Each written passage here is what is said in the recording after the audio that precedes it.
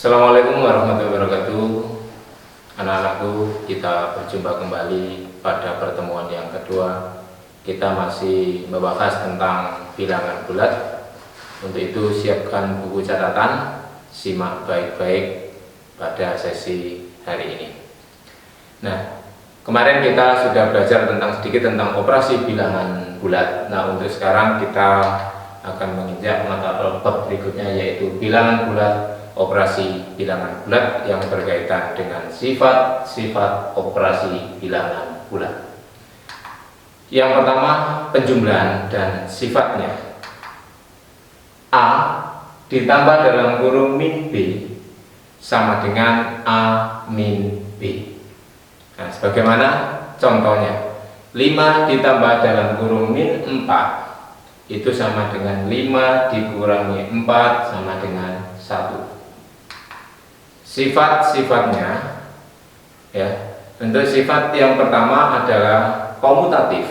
Nah, komutatif ini adalah penukaran. A ditambah B sama dengan B ditambah A.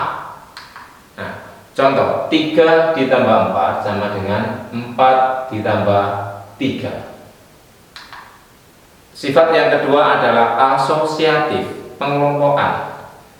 Dalam kurung A ditambah B, tutup kurung ditambah C sama dengan A ditambah dalam kurung B ditambah C. Contohnya perhatikan, 5 ditambah 4 dalam kurung ditambah 6 sama dengan 5 ditambah dalam kurung 4 plus 6. Nah, ini sifat yang kedua. Sifat yang ketiga adalah memiliki sifat tertutup.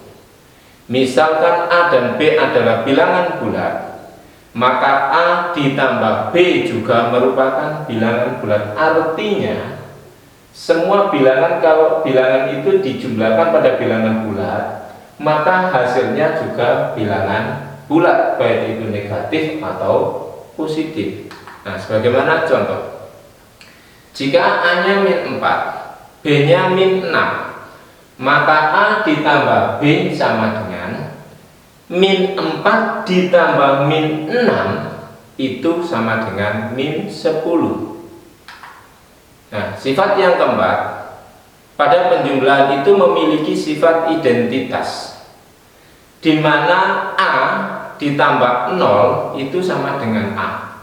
Nah, A itu adalah bilangan bulat, maka 0 yang tersebut disebut bilangan identitas penjumlahan. Contohnya, 5 ditambah 0 itu sama dengan 5. 3 ditambah 0, 3. Nah, 0 merupakan sifat identitas pada penjumlahan. Nah, selain memiliki sifat identitas, penjumlahan juga memiliki inverse penjumlahan. Inverse itu sama dengan lawan. Kalau lawannya positif adalah negatif. Nah, sebagaimana sifatnya, A ditambah dalam kurung min A itu sama dengan berapa? Sama dengan 0, karena lawannya. Nah, min A inilah disebut dengan inverse-nya atau lawannya. Contohnya, 6 ditambah min 6 maka sama dengan 0. Nah, berapapun bilangannya, jika ditambahkan dengan lawannya maka hasilnya 0. Berikutnya adalah pada pengurangan bilangan bulat beserta sifat-sifatnya. Nah, pengurangan merupakan lawan dari penjumlahan. Nah, kalau tadi penjumlahan memiliki sifat seperti itu, pengurangan pun sama memiliki sifat, yaitu sifat asosiatif, sifat identitas, ada sifat inverse, dan lainnya. Nah, contohnya A min B sama dengan A plus dalam kurung min B. Nah, ini sama seperti contoh pada penjumlahan. Contohnya, 7 dikurangi dalam kurung dikurangi 4, maka hasilnya 7. Ingat, di situ ada tanda min 2. Min kali min menjadi plus itu 7 ditambah 4 sama dengan 11. Nah, mungkin ini kalian sudah pelajari waktu di tingkat dasar kemarin. Saya yakin kalian semuanya sudah belajar tentang operasi bilangan bulat, baik itu penjumlahan atau pengurangan beserta sifat-sifatnya. Di SMP ini sifatnya mengulang lagi. 8 min 5, ini contoh yang kedua, sama dengan 8 dalam kurung ya, ditambah dalam kurung min 5, yaitu sama dengan 3 lah. Sama sifatnya seperti penjumlahan.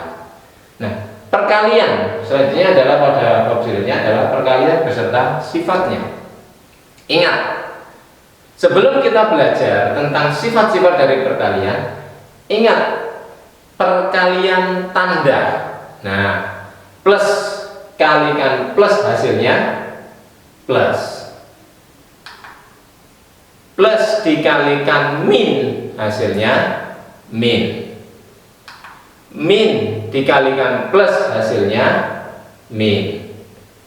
Kalau min dikalikan min hasilnya min, atau istilahnya positif dengan negatif, positif kali positif sama dengan positif, positif kali negatif sama dengan negatif, negatif kali positif sama dengan negatif, negatif kalikan negatif sama dengan positif. Nah, ini nanti yang perlu diingat. Nah, di dalam ini perkalian itu memiliki sifat-sifatnya. Yang pertama adalah sifat komutatif, yaitu penukaran tadi, yaitu A kali B itu sama dengan B kali A.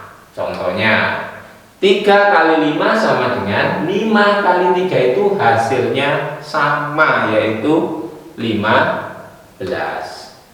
Min 5 kali 6 itu sama dengan 6 kali min 5. Ingat perkalian tanda tadi, positif kali negatif hasilnya negatif, yaitu negatif 30.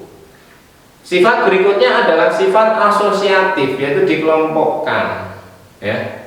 A kali dalam kurung B kalikan C sama dengan dalam kurung A kali B dikalikan C, yaitu dikelompokkannya di kurung-kurung itu hanya dipindah posisinya. Contoh 3 kali min 2 kali 4, yang dikurung adalah min 2 dengan 4. Nah, pada bagian berikutnya 3 kali min 2 ini yang dikurung kali 4. Ingat juga perkalian tanda, positif kali negatif itu hasilnya negatif, negatif dikalikan positif hasilnya tetap negatif, sehingga hasilnya adalah minus 24. 5 kali dalam kurung 6 kali 2 sama dengan 5 kali 6 dalam kurung kali 2. 5 kali 6 berapa? 30. 30 kali 2 60. Nah, ini sifat yang kedua. Sedangkan sifat yang ketiga, yaitu juga memiliki dalam perkalian ini memiliki sifat tertutup. Misalkan A dan B bilangan bulat, maka A kali B juga bulat, sama seperti tadi ya. 4 kali 3 hasilnya 12.